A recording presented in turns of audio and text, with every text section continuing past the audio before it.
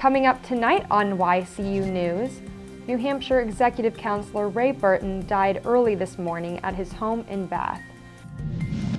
And about 60 people gathered in Windsor High School in Vermont Monday night as part of a brainstorming process. For more news, weather, and sports, it's time for YCU, your local view. Now, your daily digest of the Dartmouth Lake Sunapee region and central Vermont. News, sports, weather, public affairs, and all that's happening in our area. The news on YCU, your local view. Good evening, and welcome to this Tuesday edition of YCU News. I'm Rose Spillman. New Hampshire Executive Counselor Ray Burton died early this morning at his home in Bath. Burton announced recently that his kidney cancer, which had been in remission, had returned. His focus, he told colleagues in Concord and friends in the state's North Country, would be on his health. He would not seek re-election to the council, an advisory board to the governor. Flags will fly at half-staff throughout New Hampshire, Governor Maggie Hassan announced today. Burton is and will be remembered for his commitment to the residents of the place he called home, the North Country. A Republican, Burton represented the concerns of residents of District 1. Of the 5 council seats, District 1 is the largest geographic region of the state. It runs from Berlin to the north, Claremont to the west, and Laconia to the east. Burton served for 40 years as an elected government official, as an executive counselor, and as a Grafton County Commissioner. Bath, near Woodsville and Haverhill on the state's Upper West Side, is in Grafton County. Burton also was known for his photogenic nature, traveling to all parts of his district for events large and small. Tributes to Burton continue to pour in. Governor Hassan spoke of Burton's dedication to the people he served. He was a caring man, she said. Indeed, Burton's gentle, soft-spoken manner allowed him to build working relationships with Republicans and Democrats alike. About 60 people gathered at Windsor High School in Vermont Monday night as part of a brainstorming process. The task at hand? Let school administrators know what you would like the Windsor School District to stand for. Parents and adults who live in the area but who do not have children in the Windsor school system participated. Attendees broke up into 6 groups to discuss the district's future. 5 towns comprise the K through grade 12 district. Besides Windsor, these include West Windsor, Wethersfield, and Heartland, all in Vermont. Students from Cornish, New Hampshire also can choose to attend Windsor High School. The Windsor district serves students on both sides of the Connecticut River.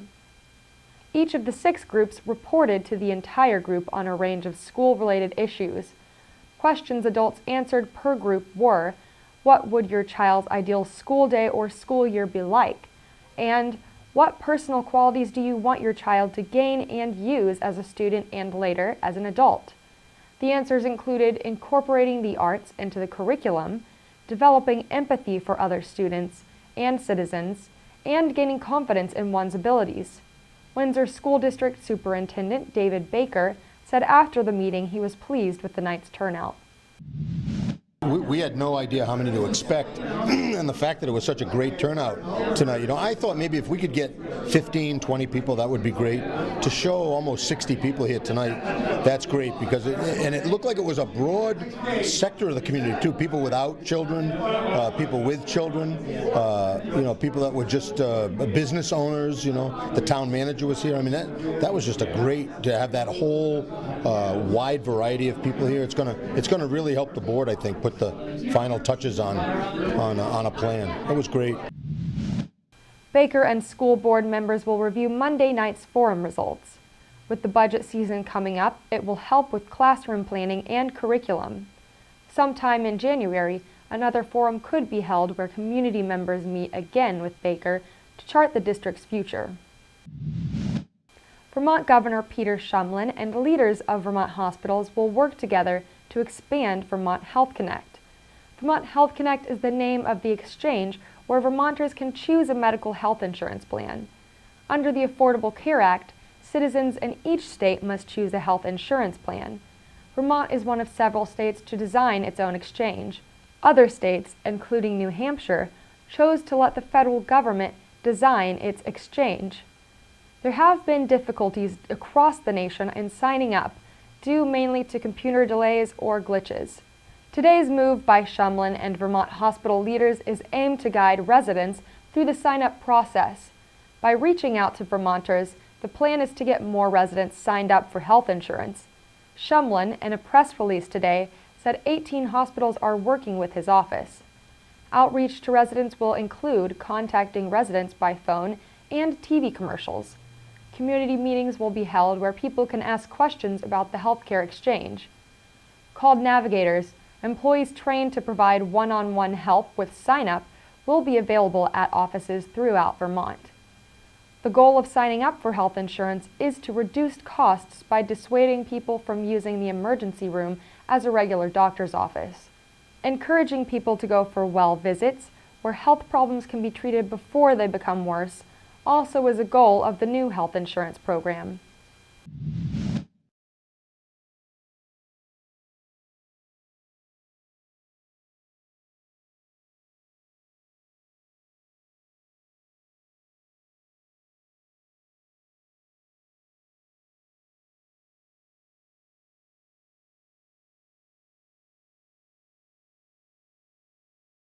The plant would provide power to heat and light buildings and homes.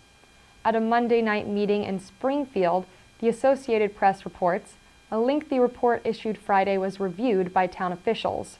More information about the proposed plant will be reviewed. It could be the end of this month before a final decision is made, a decision that could open or close this plan.